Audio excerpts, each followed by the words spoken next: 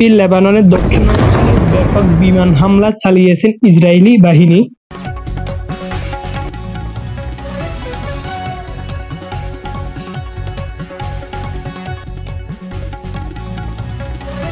লেবাননের রাজধানী বৈরুতে শহরতলি গতকাল ইসরায়েলি বিমান হামলায় ক্ষতিগ্রস্ত একটি স্থাপনায় উদ্ধার তৎপরতা।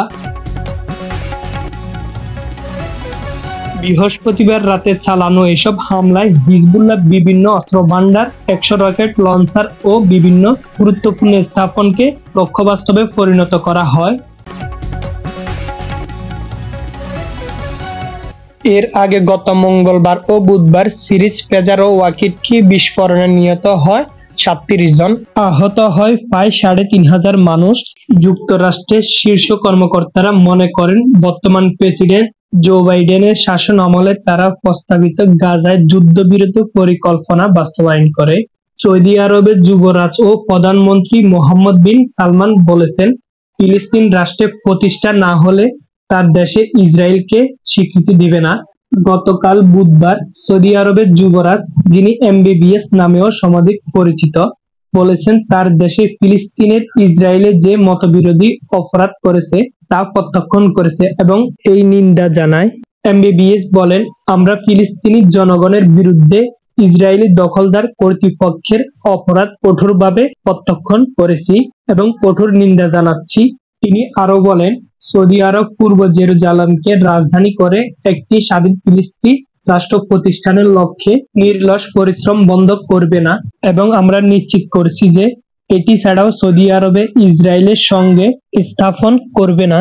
সৌদি আরবের এই অবস্থান ইসরায়েলের বর্তমান সরকারের জন্য বড় একটি বাধা, কারণ এই দেশটি চায় সৌদি আরবের সঙ্গে সম্পর্ক ভালো হোক, তবে দেশটির শর্ত হিসেবে বারবার ফিলিস্তিনি রাষ্ট্র প্রতিষ্ঠানের কথা বলছে। গত বছরের 7 অক্টোবর হামাস আর ইসরায়েলের যুদ্ধ শুরুর আগে সৌদি আরব ও ইসরায়েলের মধ্যকার সম্পর্ক স্বাভাবিক হওয়ার দিকে এগিয়ে যাচ্ছিল, কিন্তু তারপরে পরিস্থিতি হঠাৎ করে বদলে গেছে। যদিও সৌদি আরবের কর্মকর্তারা প্রকাশ্যে অপ্রকাশ্যে বলতেছে, যুদ্ধ শুরু হওয়ার পর সৌদি আরব এবং ইসরায়েলের সম্পর্ক স্বাভাবিক করার আলোচনা চলতেছিল। লেবাননের দক্ষিণাঞ্চলে ব্যাপক বিমান হামলা চালিয়েছে ইসরায়েলি বাহিনী।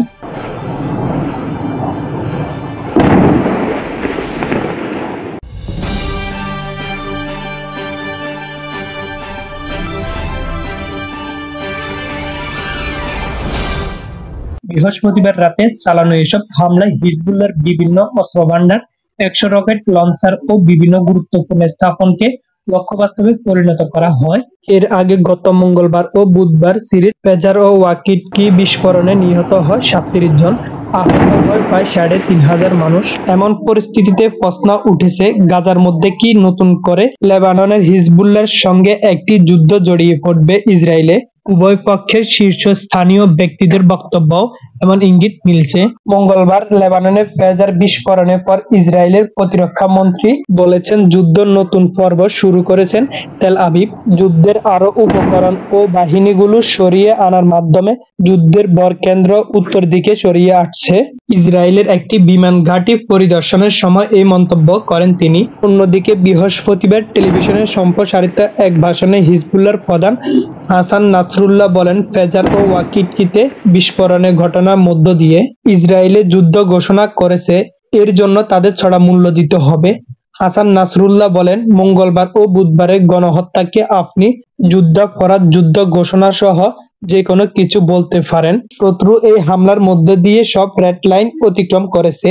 এটি একটি ভয়াবহ হামলা, গণহত্যা ও জাতিগত শুদ্ধি অভিযান। এর পরিণাম ইসরায়েলকে ভোগ করতে হবে। হাসান নাসরুল্লাহ বলেন, গাজা ও ইসরায়েলি গণহত্যা বন্ধনের লক্ষ্য লেবানন ও ফিলিস্তিন জনগণের পাশে দাঁড়ানোর সিদ্ধান্ত নিয়েছেন। এর প্রতিশোধ নিতে পেজার ও ওয়াকিটকিতে বিস্ফোরণের ঘটনা হয়েছে, কিন্তু এই ধরনের হামলা চালিয়েছে হিজবুল্লাহ। মনোবল ভাঙা যাবে না, বরং গাজাবাসীর পক্ষে লড়াই করার ক্ষেত্রে প্রতিরোধ যোদ্ধাদের মনোবল আরো শক্তিশালী হবে, যোদ্ধারা আরো বেশি দৃঢ় সংকল্প হবে।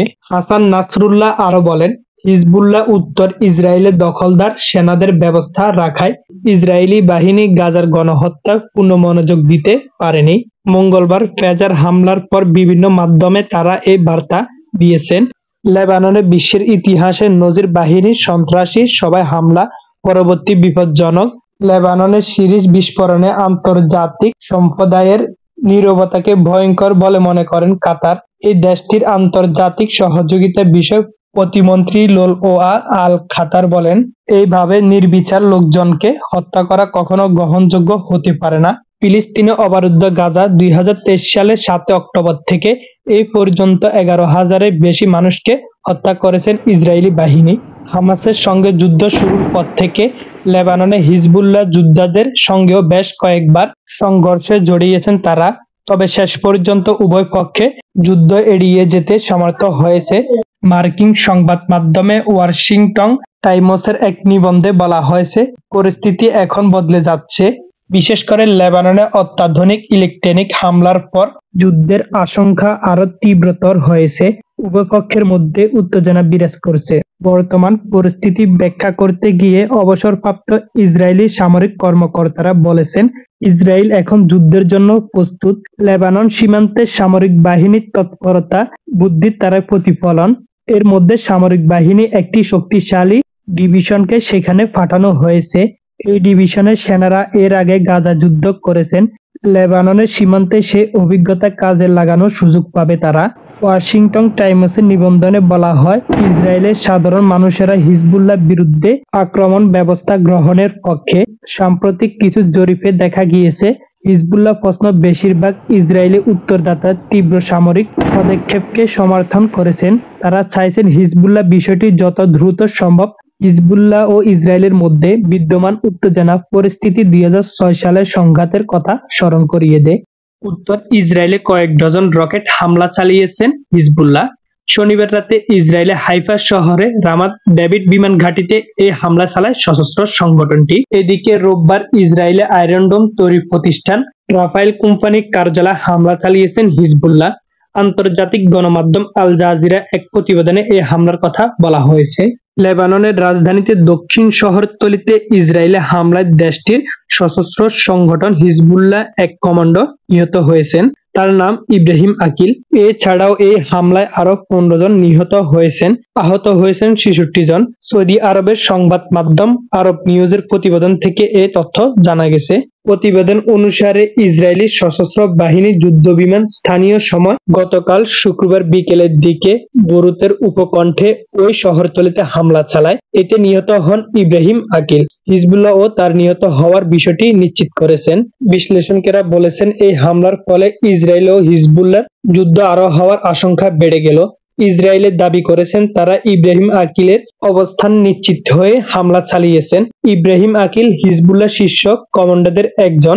একটি সূত্র নাম প্রকাশ না করা সত্ত্বে আরব নিউজকে জানিয়েছেন ইসরায়েল এই হামলায় ইব্রাহিম আকিল ছাড়াও হিজবুল্লাহ এলিট রাদওয়ান ইউনিটের বেশ কয়েকজন সদস্য মারা গেছেন। এই সূত্রটি জানিয়েছেন, হামলার আগে আল জামাউস এলাকায় অবস্থিত একটি 10 তলা ভবনে ইব্রাহিম আকিল ও রাদওয়ান ইউনিটের অন্যরা বৈঠক করেছিলেন। ঠিক সে সময় হামলা হয়। সূত্রে জানিয়েছেন, এই হামলায় মোট 16 জন নিহত ও 66 জন আহত হয়েছে। এছাড়াও হামলার পর অনেকে নিখোঁজ রয়েছে। আরব নিউজ আবারও কয়েকটি সূত্রে বরাত দিয়ে জানিয়েছেন, ভ্রমণটির আন্ডারগ্রাউন্ডে বৈঠক করেছিলেন আকিল ও তার সহযোগীরা। ইসরায়েলি হামলায় ভ্রমণটি মারাত্মকভাবে ক্ষতিগ্রস্ত হওয়ার কারণে উদ্ধারকারীরা বৈঠকস্থলে যেতে পারছে না, ফলে উদ্ধার করাও সম্ভব হচ্ছে না। ইসরায়েলি গণমাধ্যমগুলো আকিলকে হিজবুল্লাহর অন্যতম প্রখ্যাত যোদ্ধা হিসাবে আখ্যা দিয়ে বলেছে, তার নির্দেশে দক্ষিণ লেবাননে ইসরায়েলের সঙ্গে যুদ্ধ করেছিল গোষ্ঠীটি।